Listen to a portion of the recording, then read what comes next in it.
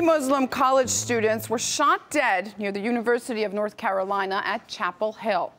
Death Shadi, Barat, his wife Yusur, and sister Razan were reportedly killed by this man, Stephen Hicks, who considers himself an atheist and has been posting anti-religious posts online. Well, one of the victims volunteered to feed homeless and supported Syrian and Palestinian refugees. He organized fundraisers to go to Turkey to provide dental care for kids who had fled their homes in Syria.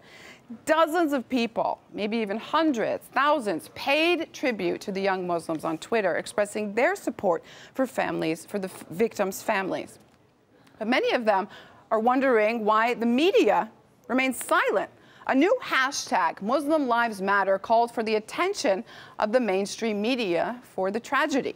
Many posing the question, what if three white college kids had been murdered? Joining us in the now is Asghar Bukhari, founding member of the Muslim Public Affairs Committee from London. Thanks for being with us. Tell us why you think there's so little coverage of such a horrific event. I think there's two main reasons. One is it supports the government narrative. It helps the government carry on the war of terror. If the American public have some sympathy for Muslims, then they're going to find it increasingly hard to go and bomb them and invade them around the world as they're currently doing.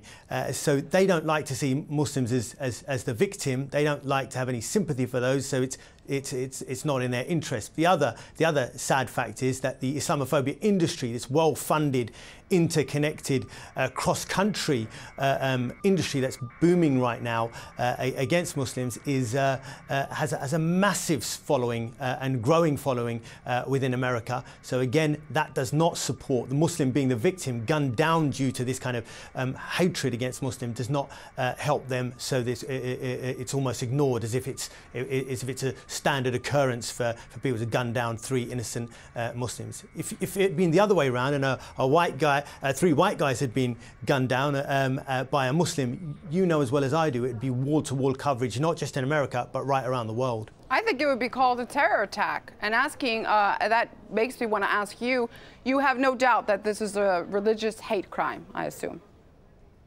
Well, I mean, the attacker himself, the terrorist himself, said that in his Twitters and in his Facebook posts, he hated religion, and Islam was one of the chief ones that he abhorred. So the fact of the matter is he did have an ideological hatred.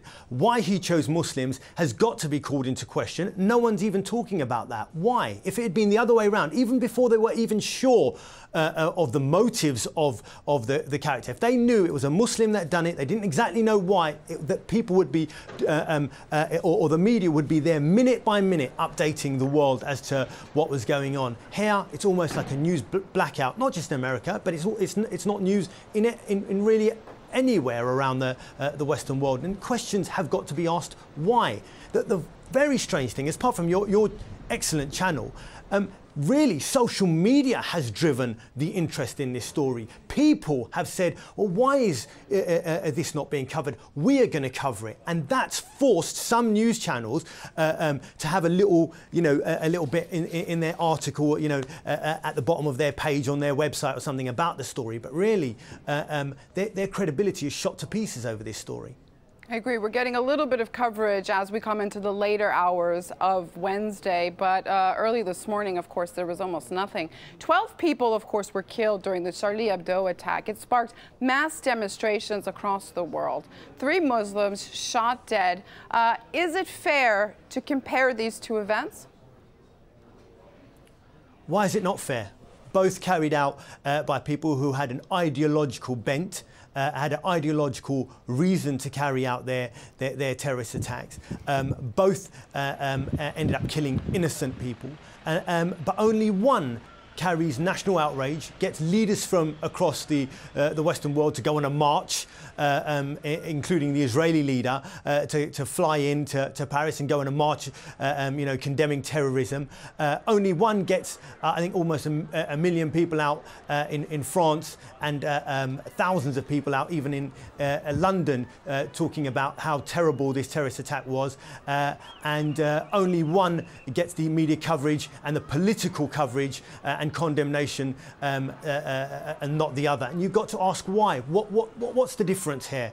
But both sought to kill people from a different community. Both sought to instill fear in the hearts of the other community. But only one seems to matter. Muslim lives simply don't matter. Asghar Bukhari, founding member of the Muslim Public Affairs Committee, with us in the Now from London. Thank you. Thank you.